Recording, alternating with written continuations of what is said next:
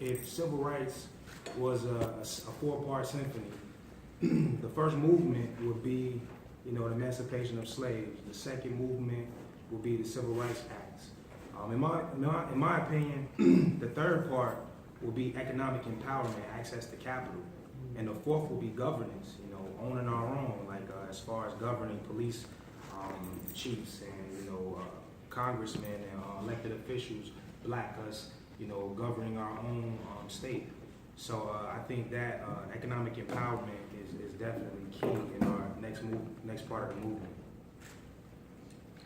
I wanted to just sort of share a thought with folks because it's been something that's confounded me for some time, and it's the trust factor. I raise the trust factor, it goes unsaid a lot of the time, but I'll tell you this. History shows us that when our choices were limited in terms of where we could shop, where our public accommodations were, we were a wealthier people. And it was a battle, but we weren't able to maintain our commitment to one another. The battle was our human rights. How do we have an acknowledgement in the greater society of who we are and our contributions to the building of this nation? And that was just as important. But somewhere along the line, our commitment to one another, our trust in one another's abilities began to erode. I just think about if those families that housed people, during a time where we couldn't go to a Hilton hotel, or whether they would be the Hilton hotels of today, because we maintained a commitment, whether the transportation companies, whether we would be the head of the municipal transportation networks now because of that expertise that would have been generational.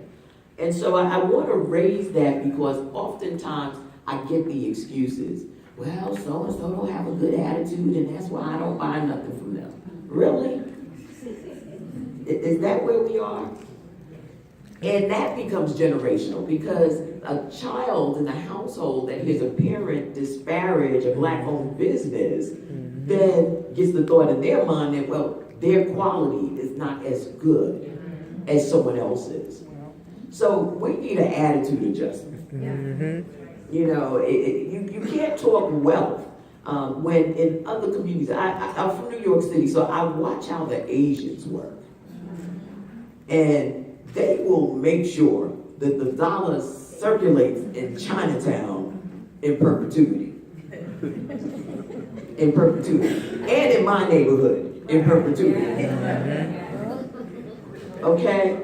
And, we have an issue with the services that we can provide for ourselves, supporting those services. So I want to put that out there to be provocative because it really requires us to dig down deep and think about where we actually spend our dollars and how we envision the growth and development of business, especially when the matrix is now being diffused. I think about, there was a time when we would have housed ourselves. Now you have Airbnb, right? You have the sharing economy. And, we're usually the last folk to get in on anything. And, discrimination still exists, right? So let us commit ourselves to focusing on that because that trust factor is something that we have yet to deal with. And until that is dealt with, until we are become more willing to risk something to gain something, we're going to be confounded by the economic challenges that we face because no one gives us anything out of the kindness of their heart. Right. The only people who are kind to us are ourselves when we choose to be. And if we don't set that example, then we can't expect that others will follow an example that doesn't exist even amongst ourselves. Thank you so much, Congresswoman Clark.